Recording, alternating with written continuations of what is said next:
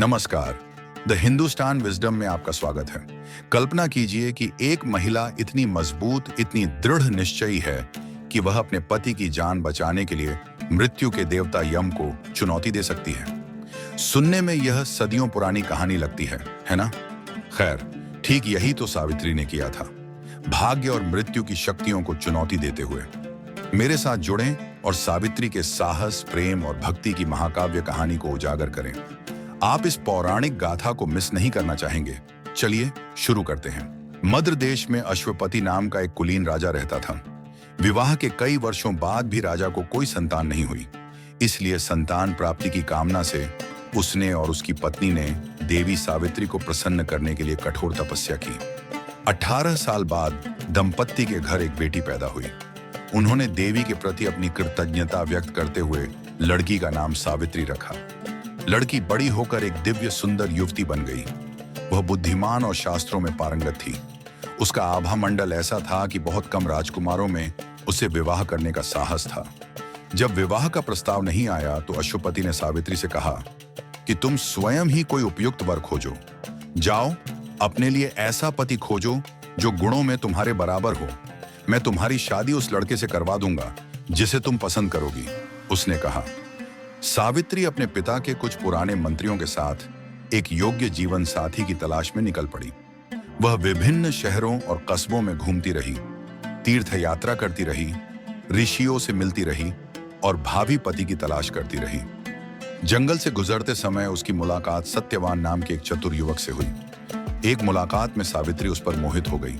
सत्यवान शाल्व देश का राजकुमार था। जब वह अभी बच्चा ही था तो उसके पिता द्युमत्सेन को पड़ोसी राजा के आक्रमण के कारण उसके राज्य से निकाल दिया गया था। तब से द्युमत्सेन और पत्नी अपने छोटे बेटे के साथ जंगल में रहने लगे। सत्यवान जंगल में बड़ा हुआ था। वह बहादुर और विनम्र था, अच्छे व्यवहार वाला और पढ़ा लिखा था।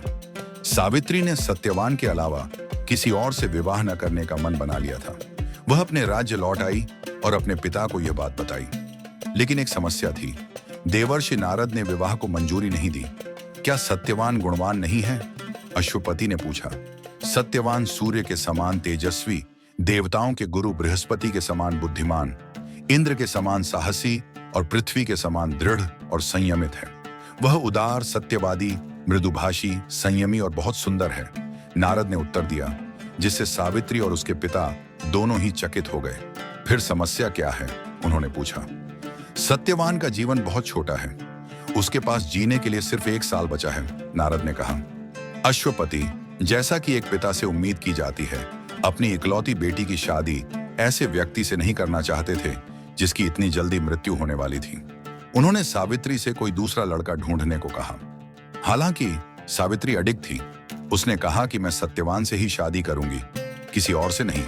अश्वपति ने हार मान ली। वह अपने बच्चों के विवाह पर चर्चा करने के लिए द्युमत्सेन के पास गए। द्युमत्सेन अश्वपति के प्रस्ताव पर झिझक गया। आपकी बेटी महल के सुख सुविधाओं में पली बड़ी है। हम यहाँ जंगल में सभी सुख सुविधाओं से रहित एक साधारण आश्रम में रहते हैं। अगर वह हमारे परिवार में शादी करती है तो उसे हमारे जैसे ही कठोर जीवन जीना पड़ेगा। क्या आपको लगता है कि आपकी बेटी इस कष्ट की हकदार है? उसने पूछा। अश्वपति ने सकारात्मक उत्तर दिया। सुख और दुख क्षण भंगुर हैं। सावित्री और मैंने इस सब पर विचार किया है और हमें विश्वास है कि आप और आपका परिवार हमारे योग्य हैं। इसलिए हम अपनी सच्ची इच्छा से सत्यवान का विवाह मेरी बेटी से करवाने के लिए आपके पास आए हैं। द्युमत्सेन और उनकी पत्नी ने विवाह के लिए खुशी खुशी अपनी स्वीकृति दे दी। विवाह संपन्न हुआ। सावित्री सत्यवान और उसके परिवार के साथ आश्रम में रहने चली गई। उसने बहुत जल्दी और बहुत अच्छी तरह से वन जीवन में खुद को ढाल लिया। वह एक अच्छी पत्नी और एक अच्छी बहू थी जो अपने सास ससुर का अच्छे से ख्याल रखती थी। सत्यवान बदले में एक प्यार करने वाला और स्नेही पति था। सावित्री आनंदित थी, लेकिन साथ ही उसे यह भी पता था कि उसका आनंद थोड़े समय के लिए ही रहने वाला था। उसने बीते दिनों और बचे दिनों का मानसिक रूप से ध्यान रखा। फिर भी उसने अपनी चिंता को जाहिर नहीं होने दिया, न ही उसने किसी को इसके बारे में बताया। जब सत्यवान के जीवन में केवल 4 दिन बचे थे, तब सावित्री ने 3 दिन का उपवास रखा। खाने के अलावा उसने उन 3 दिनों तक पूरे दिन और रात खड़ी रहने का फैसला किया था। उसके सास ससुर हैरान और चिंतित थे। उन्होंने उसे रोकने की कोशिश की, लेकिन सावित्री ने उन्हें दिलासा दिया। उसने कहा, मैं अपने मानसिक संकल्प को पूरा करने के लिए ऐसा कर रही हूं। मैं बिल्कुल ठीक हो जाऊंगी। उसने उन्हें यह बताने से परहेज किया कि संकल्प क्या था, क्योंकि वह उन्हें और अधिक परेशान नहीं करना चाहती थी। चौथा दिन आ गया। सत्यवान आश्रम के लिए लकड़ियां और फल लाने के लिए जंगल की ओर चल पड़ा। सावित्री ने उससे अपने साथ चलने का अनुरोध किया। सड़क ऊबड़ खाबड़ है और तुमने पिछले 3 दिनों से एक निवाला भी नहीं खाया है। यह यात्रा करना अच्छा विचार नहीं है। मैं जल्दी ही वापस आ जाऊंगा। उसने उसे आश्वस्त किया, लेकिन सावित्री ने जोर देकर कहा, मैं आज तुमसे दूर नहीं रहना चाहती। मैं महीनों से आश्रम से बाहर नहीं निकली हूं। मैं ठीक रहूंगी, मुझे भी साथ ले चलो। सत्यवान ने हार मान ली और वे चल पड़े। हरे भरे जंगल से गुजरते हुए सत्यवान बहुत खुश था। उसने रास्ते में फूलों, पक्षियों और फलों की ओर इशारा किया। सावित्री अंदर से टूट गई। उसे बहुत अच्छा लगा। जब वह खुश और उत्साहित था तो उसका चेहरा कैसे चमक उठता था। उसने उसकी खुशी को दर्शाने की कोशिश की और अपने दिल में उसके जीवन के लिए प्रार्थना करती रही। फल और लकड़ियां इकट्ठा करने के बाद सत्यवान थोड़ी देर के लिए बैठ गया। उसका सिर घूमने लगा था और उसे बहुत पसीना आ रहा था। सावित्री के गले में गांठ सी हो गई थी। वह जिस पल से बचना चाहती थी वह उसके सामने ही था, लेकिन वह शांत रही। उसने सत्यवान का सिर अपनी गोद में ले लिया ताकि वह लेटकर आराम कर सके। उसका शरीर ठंडा हो गया था। उसे महसूस हो रहा था कि उसकी ऊर्जा कम हो रही है और फिर वह सांस लेना बंद कर रहा था। तभी अचानक एक काला आदमी, जिसकी आंखें लाल थीं और आभा चमक रही थी, अचानक प्रकट हुआ। सावित्री ने धीरे से अपने पति का सिर जमीन पर रखा और अजनबी का अभिवादन करने के लिए खड़ी हो गई। तुम मुझे देवता लगते हो क्योंकि तुम्हारा शरीर हमारे जैसा नहीं है। कृपया मुझे बताओ कि तुम कौन हो और यहां क्यों आए हो, उसने पूछा। अजनबी ने अपना परिचय देते हुए कहा, मैं यमराज हूं, मृत्यु का देवता। मनुष्य मुझे नहीं देख सकते। तुम मुझे देख पा रही हो क्योंकि तुम एक पुण्यात्मा और पवित्र महिला हो। सत्यवान अपने निर्धारित जीवन के अंत तक पहुंच चुका है और मैं उसे ले जाने आया हूं। बेहतर होगा कि तुम अब वापस जाओ और अपने पति का अंतिम संस्कार करो।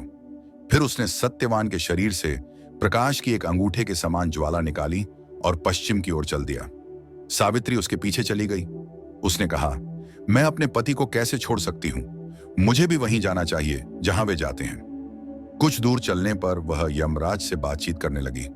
बुद्धिमान लोगों ने कहा है कि किसी अजनबी के साथ 7 कदम चलने से उसके बीच मित्रता का बंधन स्थापित होता है। हमारे बीच जो मित्रता स्थापित हुई है उसके विचार से मैं आपसे कुछ कहना चाहती हूं। आगे बढ़ो, जो कहना है कहो, यम ने उत्सुकता से कहा। सावित्री ने धर्म की अवधारणा और एक फलदायी जीवन जीने के लिए अपने मन और इंद्रियों को नियंत्रित करने के महत्व पर व्याख्या करना शुरू किया। यम ने कहा, तुम एक बुद्धिमान महिला हो। मैं तुम्हें एक वरदान देना चाहता हूं। अपने पति के जीवन के अलावा मुझसे कुछ भी मांग लो। महाराज, अगर आप चाहें तो कृपया मेरे ससुर को उनका राज्य और स्वास्थ्य वापस दिला दें। यम ने कहा, जैसा आप कहेंगे वैसा ही होगा। अब अपने आश्रम वापस जाओ। और चले गए।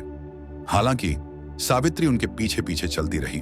फिर उसने अपने जीवन को बेहतर बनाने के लिए ज्ञानी और विद्वान लोगों के साथ सत्संग की महत्ता के बारे में बात करना शुरू किया। सावित्री के ज्ञान से प्रभावित होकर यम ने उसे एक और वरदान दिया। वह अपने पति के जीवन के अलावा कुछ भी मांग सकती थी। इस बार उसने यम से अपने पिता को बहादुर और योग्य पुत्रों का आशीर्वाद देने के लिए कहा, जो उनके वंश को आगे बढ़ा सकें और उनके राज्य का विस्तार कर सकें। यम ने सहमति व्यक्त की और फिर से उसे वापस जाने के लिए कहा, लेकिन वह हार मानने वालों में से नहीं थी। सावित्री ने अपनी बात जारी रखी। इस बार उसने आर्षियों और संतों के गुणों के बारे में बताया। लोग आर्षियों पर खुद से भी ज्यादा भरोसा करते हैं। ऐसा इसलिए क्योंकि आर्षि सभी के प्रति स्नेही होते हैं। स्नेह विश्वास को प्रेरित करता है। यम मंत्र मुग्ध हो गए।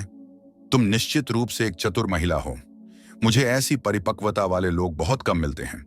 ऐसा कहकर उन्होंने उसे एक और वरदान दिया। तुम्हारे पति के जीवन को छोड़कर कुछ भी, उन्होंने कहा। सावित्री न केवल बुद्धिमान थी बल्कि वह बहुत चतुर भी थी। उसने प्रार्थना की, सत्यवान और मेरे 100 बच्चे हों जो वीर और गुणी हों, जो हमारे परिवार की प्रतिष्ठा को आगे बढ़ाए। ऐसा ही हो, तुम्हारे 100 बच्चे होंगे। अब कृपया वापस जाओ। तुम पहले ही बहुत दूर आ चुकी हो। चली जाओ। मैं सत्यवान के बिना कैसे लौट सकती हूं? उसने पूछा। आपका वरदान तभी सच हो सकता है जब मैं सत्यवान के साथ उसकी पत्नी के रूप में रह सकूं। आपका वचन निभाने के लिए श्रीमान, मैं आपसे विनती करती हूं कि आप मेरे पति को जीवन प्रदान करें। उसके बिना मैं मरी हुई के समान हूं, सावित्री ने विनती की। यमराज जोर से हंसे। वे इस युवती के सामने हार गए थे। तुमने अपनी बुद्धि, वाणी और ईमानदारी से मुझे जीत लिया है। मैं तुम्हारी इच्छानुसार कार्य करूंगा। सत्यवान को पुनः जीवन मिल जाएगा। तुम दोनों के 100 बच्चे होंगे और तुम स्वस्थ और सुखी जीवन जी सकोगे।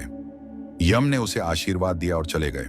सावित्री ने मृत्यु के देवता को प्रणाम किया और वापस उस स्थान पर पहुंची जहां सत्यवान का शव पड़ा था। जल्द ही वह सीधा बैठ गया, जैसे कि वह अभी अभी गहरी नींद से जागा हो। उसने अपनी पत्नी को प्यार से देखा। ऐसा लगता है कि मैं बहुत देर तक सोता रहा। सावित्री मुस्कुराई और दोनों आश्रम की ओर चल पड़े। समय के साथ यम द्वारा दिए गए सभी वरदान साकार होने लगे। उसके अपने बच्चे हुए।